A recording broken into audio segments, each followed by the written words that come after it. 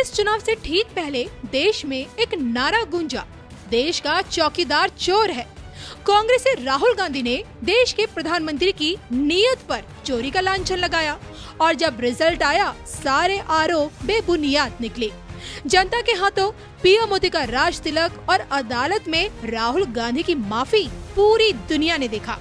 अब जो सत्ता में मोदी 3.0 की सरकार है, तो ऐसे में एक बार फिर राहुल की जुबान पर वोट चोरी का नारा है। देश का चुनाव आयोग आरोपों के कटघरे में खड़ा है और कथित वोट चोरी को लेकर मैदानी जंग में उतरे राहुल गांधी आक्रामक है।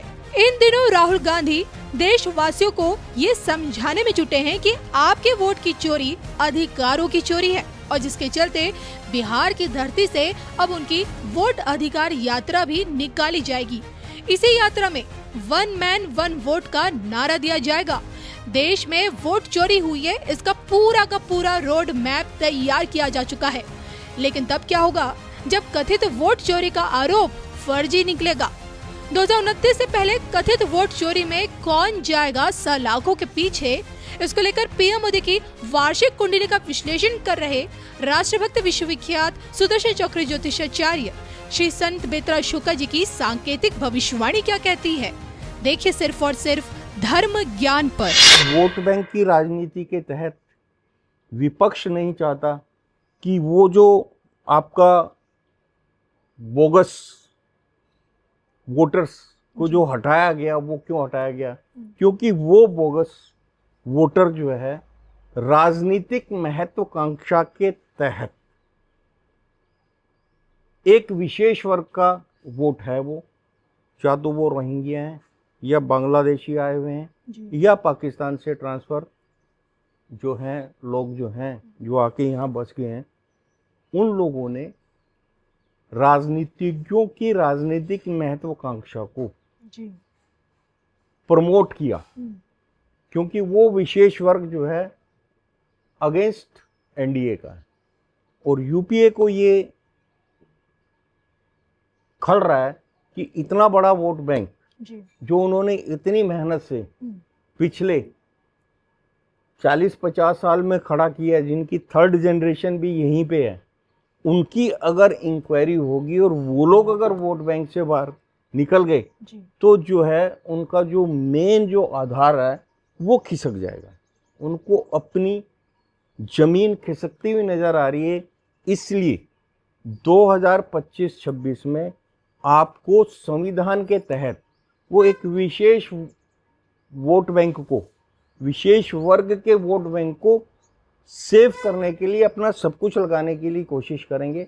सड़कों पर आएंगे, आंदोलन करेंगे और हर मुद्दे को जो है आंदोलन में कन्वर्ट करने की कोशिश करेंगे। लेकिन क्योंकि माननीय मोदी जी के ग्रह जो हैं, उनका उच्च का जो बुध है, अभी उनकी जो है मंगल की महादशा, और मंगल भी उनका बहुत पावरफुली प्लेस्ड है केंद्र के अंदर चंद्रमा के साथ में, तो वो हर 2.5 दिन में जो है अपने डिसीजन को deem fit to situation, because अगर आप अब तक के प्रधानमंत्रियों का कार्यकाल और उनके कार्यों का अगर अवलोकन करते हैं तो यू विल सी माननीय Narendra Modi ji is the best PM जिन्होंने क्राइसिस मैनेजमेंट को प्रॉपरली, अपॉर्चुनिटीज में बदल दिया, क्राइसिस मैनेजमेंट को प्रॉपरली हैंडल किया है और क्राइसिस में से बाहर आए हैं। आपने उन पे जितने पत्थर फेंके उन्होंने इकट्ठे करके इमारतें बना दी और वो सारी इमारतों का भी आपने विरोध किया, चाहे वो नया संसद भवन था या आपका इंडिया गेट पे जो शहीदों के लिए जो उन्होंने स्मारक, स्वच्छ भारत अभियान वाला भी, जो बहुत सारे सर इस बीच में आपको रोकना चाहूंगी सर, सोशल मीडिया में तमाम एस्ट्रोलॉजर्स कुछ हैं ऐसे जो कथित तौर पर दावा कर रहे हैं कि मंगल की दशा हटते ही पीएम मोदी के हाथ से सत्ता भी चली जाएगी, देश की सत्ता। इन दावों में कहीं कोई सत्यता है? देखिए, ये जो आप दावे किए जा रहे हैं ये अब के करंट सिचुएशन को देख के हैं। सोशल मीडिया, इलेक्ट्रॉनिक मीडिया और धर्म ज्ञान के माध्यम से मेरी जो भविष्यवाणी 2012 से मोदी जी के लिए कि मोदी जी जो है देश के प्रधानमंत्री बनेंगे, बहुमत की सरकार होगी, 14 में बहुमत की सरकार बनी। उसके बाद मेरी 2014 में जब ये आपका गंगा आरती के लिए शपथ ग्रहण से पहले गए थे, तो उस टाइम मैंने ये 14 या 15 मई को ये भविष्यवाणी की थी कि मोदी जी अगले 15 साल तक देश के प्रधानमंत्री रहेंगे और 2030 में 29 तक इनका कार्यकाल, 2030 तक स्वेच्छा से ये राजनीति को छोड़ सकते हैं, स्वेच्छा से छोड़ सकते हैं। ये मेरी भविष्यवाणी उस समय की है।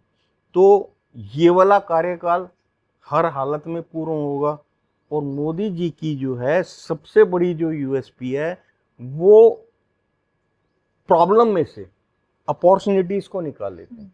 अब ये सबसे बड़ा जो विपक्ष जो सबसे बड़ा मुद्दा उठाने जा रहा है, ये सबसे बड़ी अपॉर्चुनिटी बनने वाली है 2029 के लिए। ये सबसे बड़ी अपॉर्चुनिटी बनेगी और इनको मैंने एक बार ये बोला था, मोदी जी जो है मारते कम है, घसीटते जाते हैं। तो ये जो 25-26 में जो भी विपक्ष करेगा वो अपने पैर पर कुल्हाड़ी मारेगा। आज युवाओं के लिए नए नए सेक्टर्स में हमारे नौजवानों के लिए अवसर बन रहे हैं।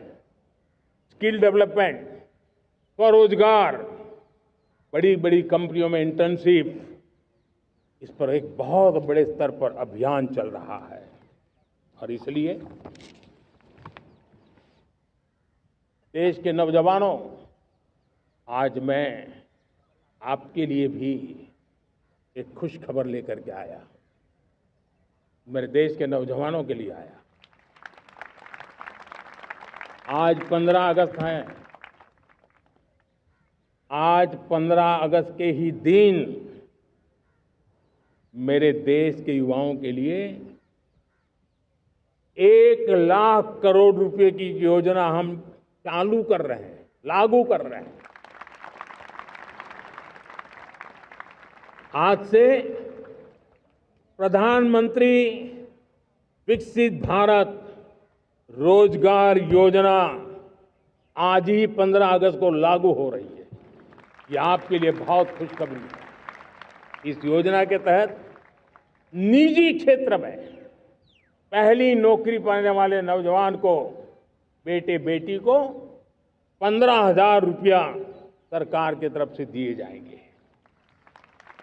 कंपनियों को भी नए रोजगार देने के अवसर जो भी ज्यादा जुटाएगा उनको भी प्रोत्साहन राशि दी जाएगी। प्रधानमंत्री विकसित भारत रोजगार योजना करीब करीब 3.5 करोड़ नौजवानों को रोजगार के नए अवसर बनाएगी। मैं सभी नौजवानों को इसके लिए बहुत बहुत बधाई देता हूं।